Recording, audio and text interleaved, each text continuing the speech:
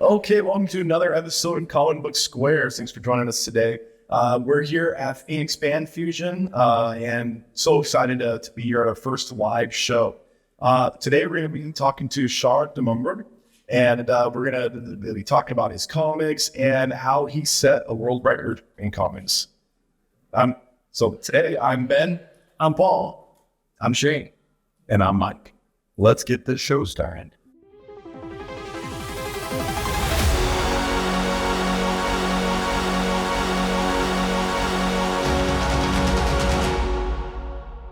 And I'll say today I'm Ben, but I guess we don't have to get enough to open it. And then it was odd. I mentioned in our intro a little bit how we met set a world record in comics. Can you jump in and share a little bit about that? Sure, absolutely. It was around, it was like 2012, I think, maybe 2011. Mark Millar, I don't know how you pronounce it. Different people do it differently.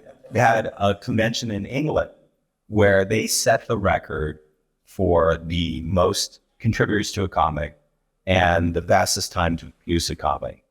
And so he did it. He was the sole writer on that. And he had like 70 people in it, and that seemed kind of low. And not only that, but comic books are an American institution, much like jazz much like jazz is solely American. It was brought up in America, and then other countries have adopted it and transformed it.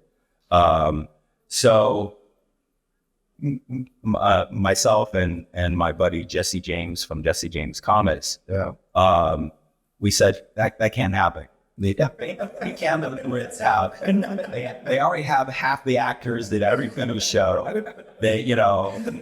The only thing they don't have is dentistry. But everybody else, they're starting to take over. It's them and the comedians, and so we can't let that happen. So what we're gonna do is we're gonna beat the record. So we teamed up with Jimmy J, who does the Amazing series of conventions, Amazing Arizona at the time. We teamed up with him to have it hosted at his show. So we got in there. Jesse was the promotion, I was the logistics, and so he went out and got people signed up to do this.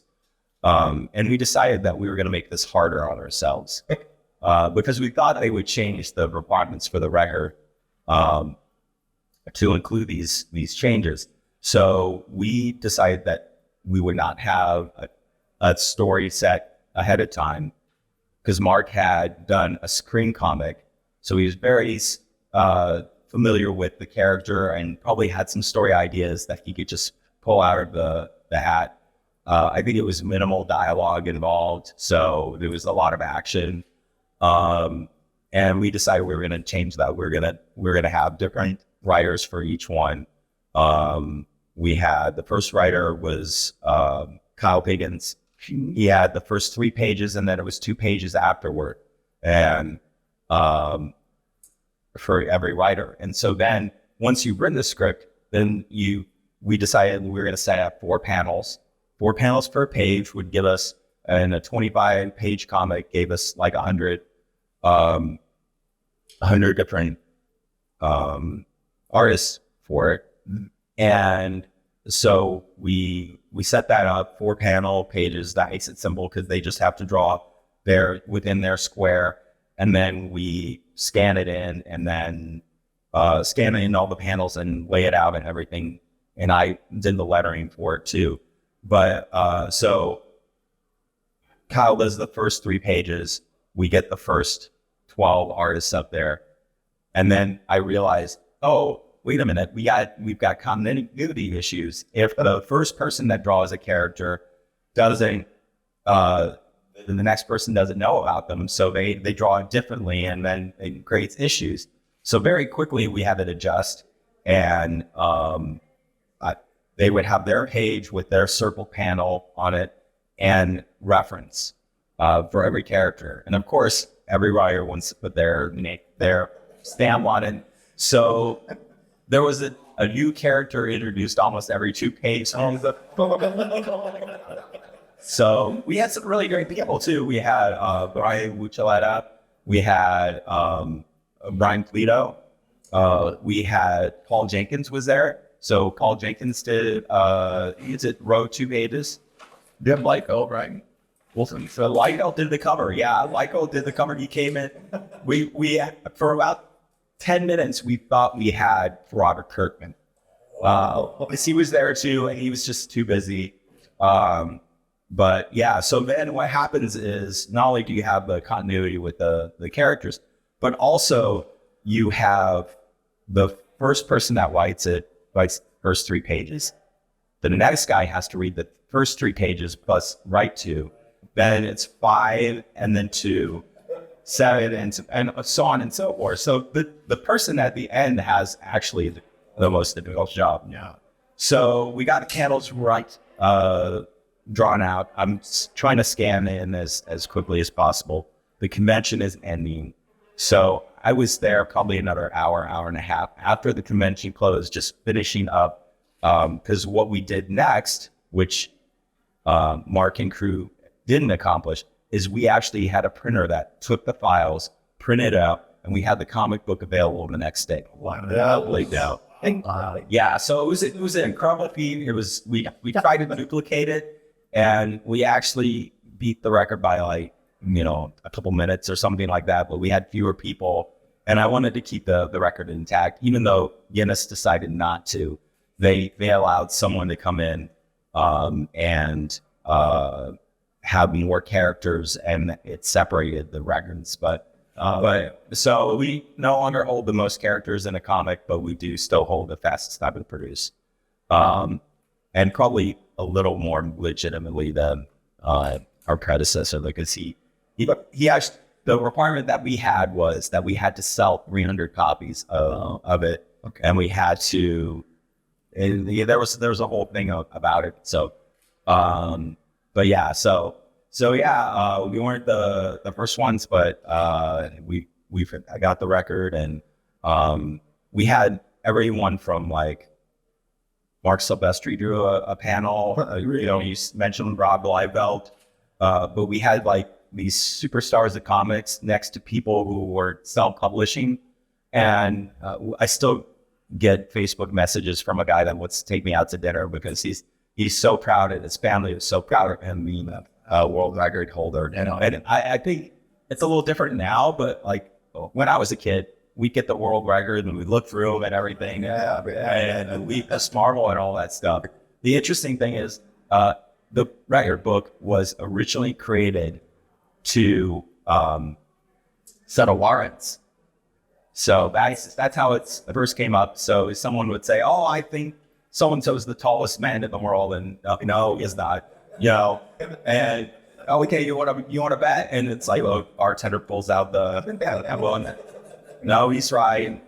A couple beers or whatever. But yeah, but it is an enterprise.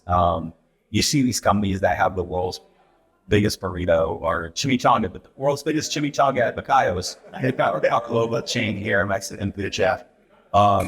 If you want to have something proctored where you do the record, you get the certificate on site, printed and everything, it's like $20,000 at the minimum to do something like that.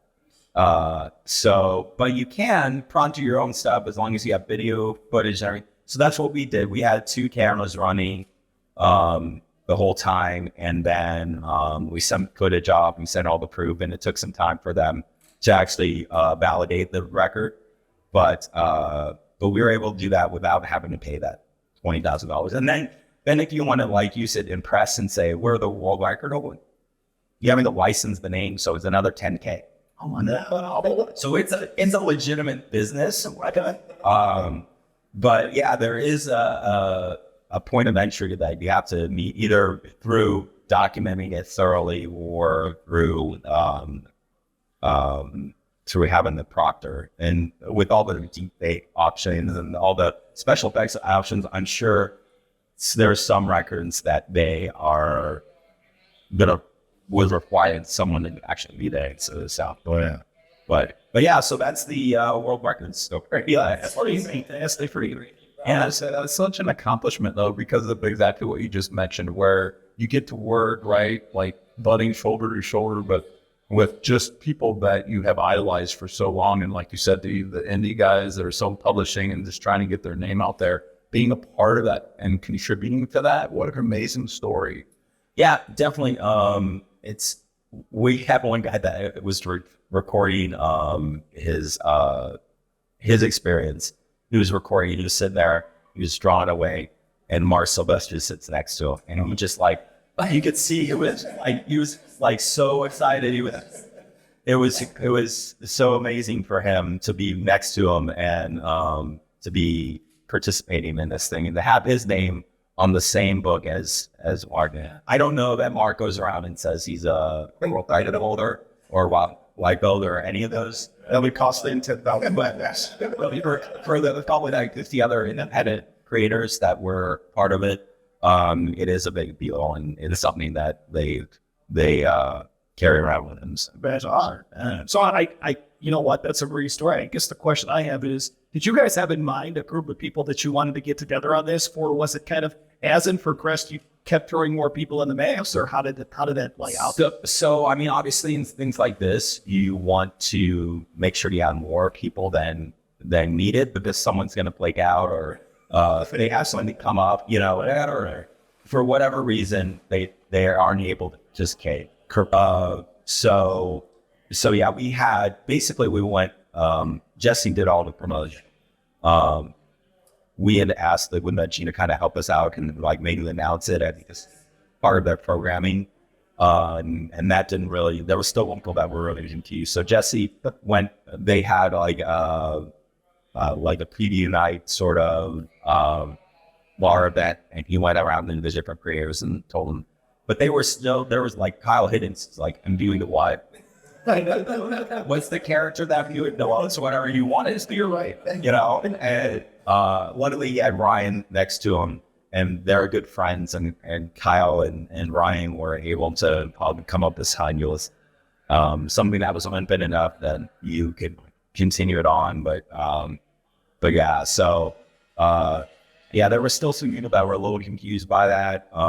So we had to do some like on the fly sort of explanation and promotion of it, and we went around to all the booths and asked people to participate. And then we had people that we have known from the new comic scene locally that we reached out to. We tried to either get the passes to be able to be part of it, or to get them in somehow. So but yeah, I mean, it was a lot of logistics, and it was a lot of fun, and really something that most people were also aren't able to have to choose. So, well, Shawn, jump in real quick. So, just as background, Shawn and I know each other because Shawn used to own a comic book shop. I did go to his shop. So, we'll talk and tell us a little bit about how you went from being a store owner to transitioning and being a career. So, basically, I had the comic shop from as online from 2003 to like 2011. I had a physical store from 2006 to 2009, and we all know what happened around that time. The bubble, they burst out of the home. Yeah, there was a recession and everything. So that kind of took its toll on me, and I decided, because I was working full time as well as owning a comic book shop. Wednesdays were 26-hour days. All right. I would get up at 7 in the morning, go to UPS, pick up the comics because they were available as of like 8 a.m. or 9 a.m. Then head over to the shop, unpack them, set aside the comics for the box holders. Then open up the shop, work an 8-hour day at the shop, close down, go home, kiss the kids goodnight, and then go to my night job. And I did that for 3 years. It took a toll on my health, and so I decided to get out. But I still really love comics. So while I was there, I had talked to, I I thought, oh, I'll write like a 6-page script for my kids to draw, to get them interested in comics. And they decided they didn't want to do that. Yeah, they had some interest in it because, so I've written 2 scripts like that. I showed it to some of my buddies who were artists, and I said, hey, if you have any ideas, I'll draw I'll write the comic, you draw it. So we did that, and we created these little, we created these little scenes, is what they call the black copies. Yeah. This is terrible video. That's not that. I'll fix it. Say it well. So we did the little comics here because every 4 pages is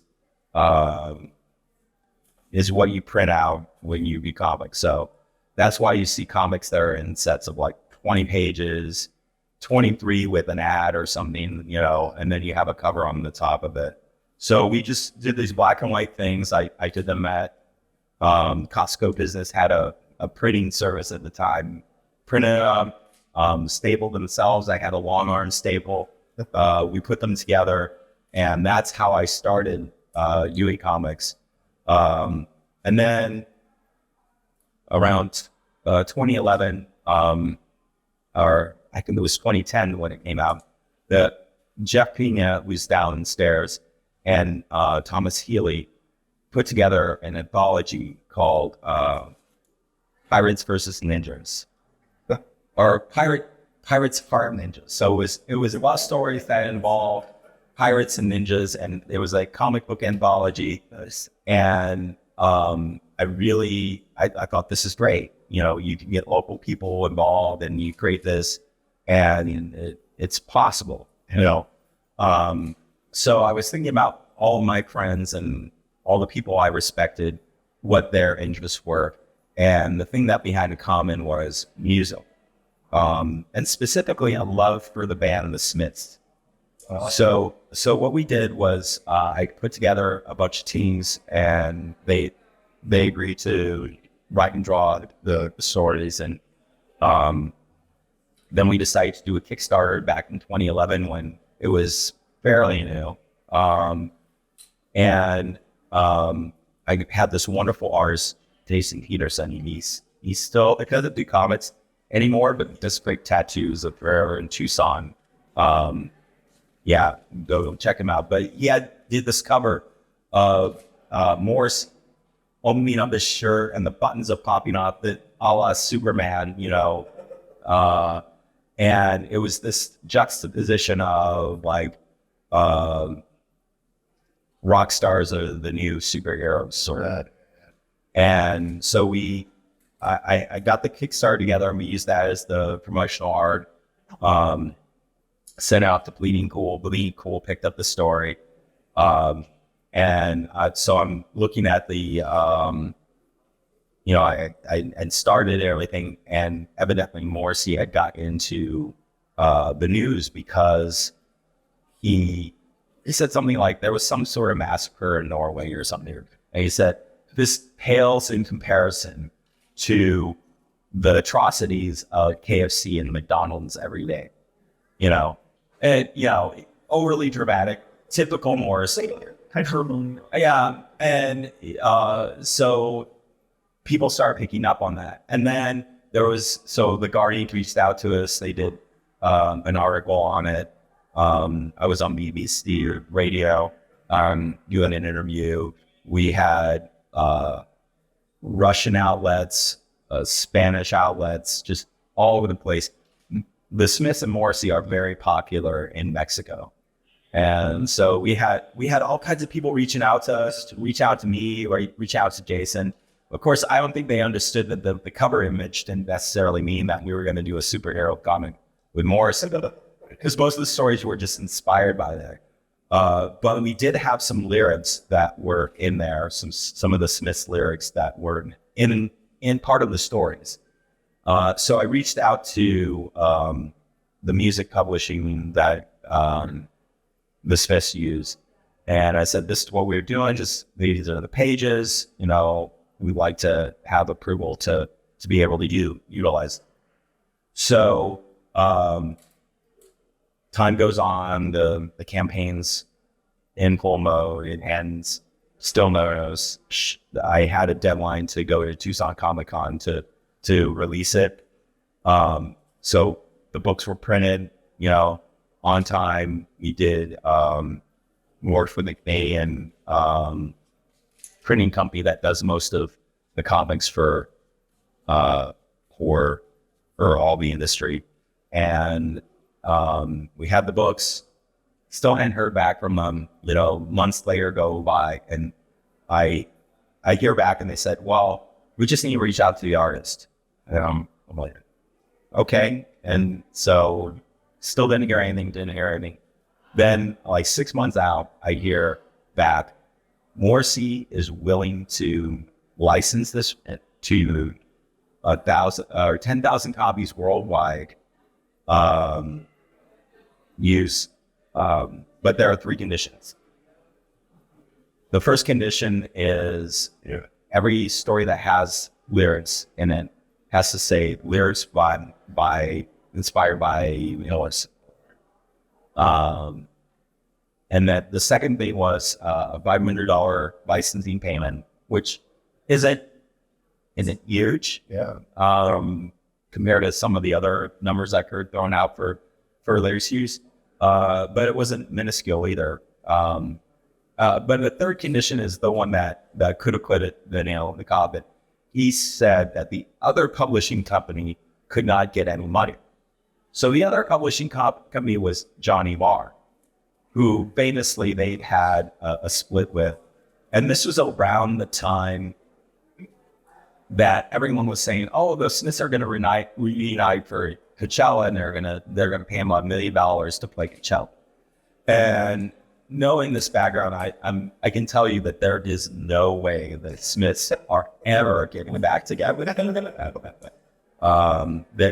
there is just no way. I mean, if you can't agree on $500, then it's just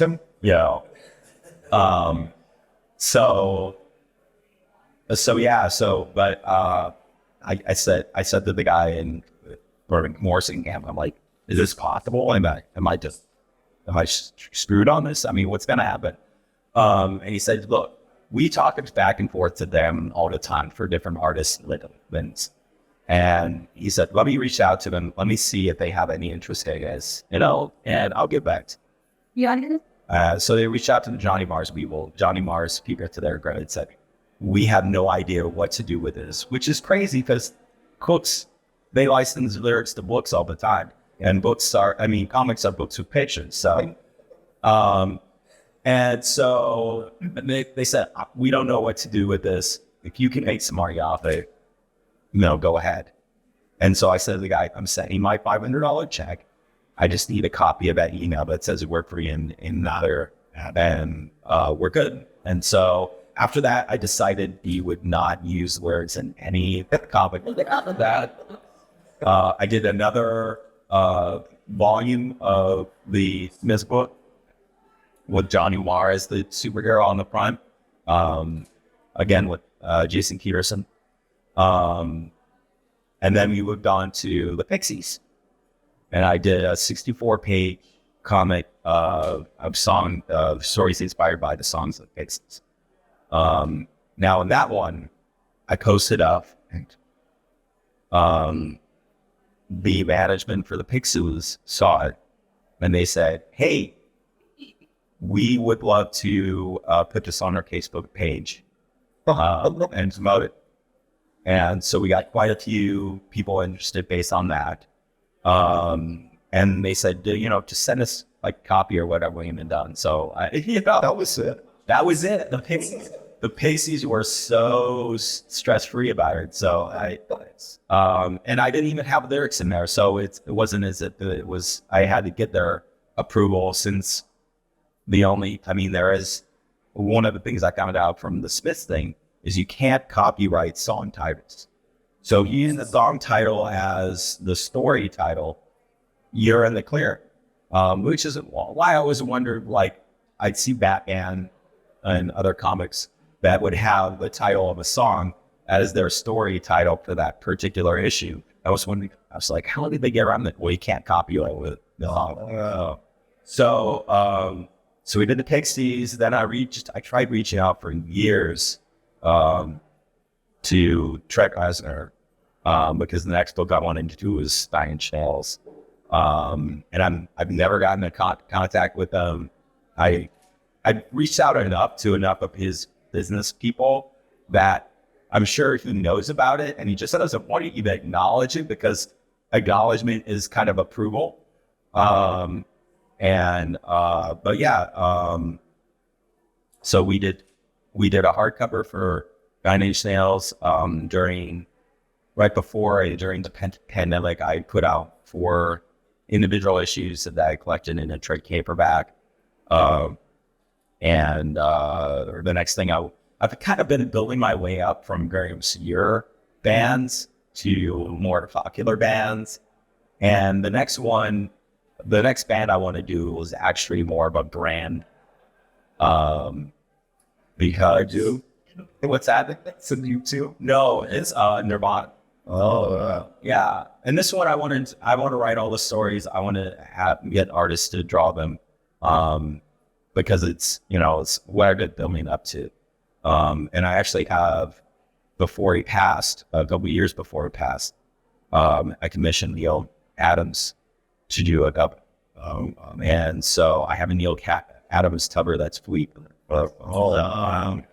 Yeah.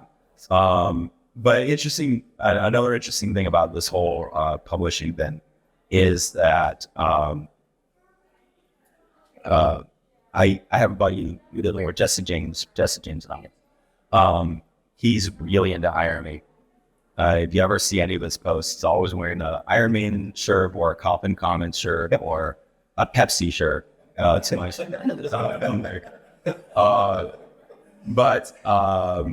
So Jesse is a real Iron Maiden fan. So I thought I'll reach out to Iron Maiden. I'll let them know that we intend to create a book for every album, like chronologically, starting from the first album until where they are now.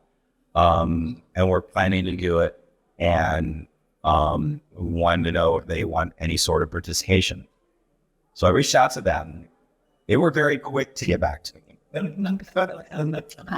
I have them. They're British, so it's a very politely worded cease and desist letter that I have. They emailed me, and then they mailed me a copy just to make sure. So I have that as proof. But they were very polite. They said we're intending to do our own comic. And it's coming out shortly. It's of high quality, which I took as a kind of intending. I did send them a copy of the Nine Inch Nails book, which is full color. Some of the best art that you'll see out there. Unfortunately, out of print, and now goes for $100 a copy. It's not more. And there's actually a couple copies downstairs if you go see Matt Goodall or Adam Warndorf or just the other job that I think. But there's a couple people, you'll see it. It's Nothing Can Stop Me on Now, stories inspired by the songs of Nine Inch Nails. So they said of high quality, which I took as kind of it. So I replied with them and said, well, I've been sending you a copy and screaming all this stuff. He said, I won't. But they're like, well, regardless, we'd appreciate it if you did not pursue that. So, and I didn't really I don't know that there's a lot of precedence for that.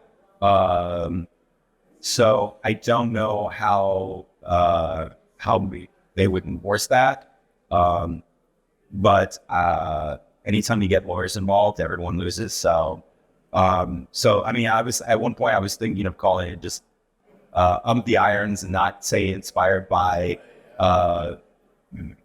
Iron Maiden, but I don't have as much passion for Iron Maiden as Jesse does, and so I'd rather work on the things I'm passionate about. So, But yeah, I've been trying to slowly build up my credibility with bands so that they know I'm not just going to put out stuff. And there's a really sad story. I don't know if we still have time. Are we still good with time? Yeah, our next one is until noon, but we're a little bit over, but we can finish it. Oh, it is too. Yeah. There was a gentleman that was doing the same sort of thing, stories inspired by, and this band was Cultural, and he actually had a band by, but he also have band approval. So he posted up, it was going to happen. I was like, wow, this is incredible. This is what I wanted, is it be able to have the band say, this is cool, or this is, not cool, whatever. Just as long as you have some sort of like participation done.